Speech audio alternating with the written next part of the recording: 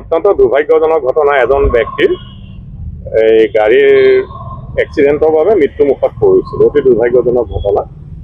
মৃতকৰ আত্মাৰ সদ্গতি কামনা কৰিলোঁ আৰু শোকসন্তপ্ত পৰিয়ালবৰ্গলৈ পুনৰবাৰ সমবেদনা জ্ঞাপন কৰিলোঁ।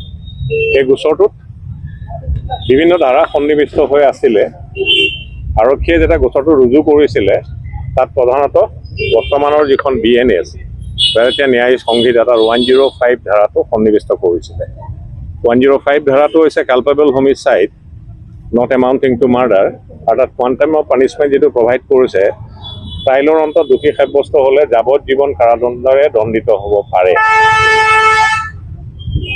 গোচৰটোত ইতিমধ্যে চাৰ্জশ্বিট দাখিল কৰিছিলে আৰু চাৰ্জশ্বিটৰ প্ৰতিলিপি আজি প্ৰচিডিউৰেলি আহি মহামান্য ছেছন আদালতত দাখিল কৰা হৈছিলে। আজি জামিনৰ বাবে আবেদনো কৰা হৈছিলে।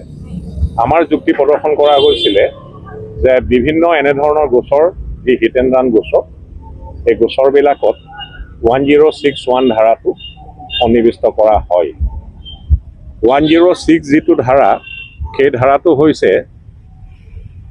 যদি ৰেচ এণ্ড নেগলিজেণ্ট ড্ৰাইভ কৰি কোনোবা এজন ব্যক্তিৰ মৃত্যু ঘটোৱা হয়, এই যিখন গাড়ীৰে মৃত্যু ঘটোৱা হয় তাৰ চালকজন যদি আৰক্ষী বা মেজিষ্ট্ৰেটক খবৰ নিদি যি ঘটনাস্থলীৰ পৰা পলায়ন কৰে আৰু সেইটো যদি কালপেবল হোমিচাইড নহয়, তেতিয়াহ'লে এই 1062 ধাৰাটো তেওঁৰ বিৰুদ্ধে ৰুজু হ'ব লাগে।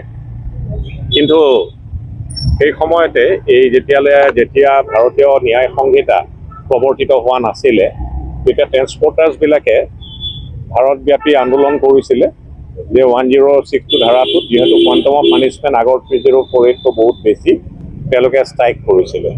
আৰু তেতিয়া ভাৰত চৰকাৰে সম্ভৱতঃ তেখেতসকলৰ লগত আলোচনাত বহিছিল আৰু বৰ্তমানলৈকে 1062 যিটো ধাৰা, আগৰ 304A যিটো IPC যিটো কৰস্পণ্ডিং ছেকশ্যন, আজিলৈকে ভাৰতবৰ্ষত প্ৰৱৰ্তিত হোৱা নাই।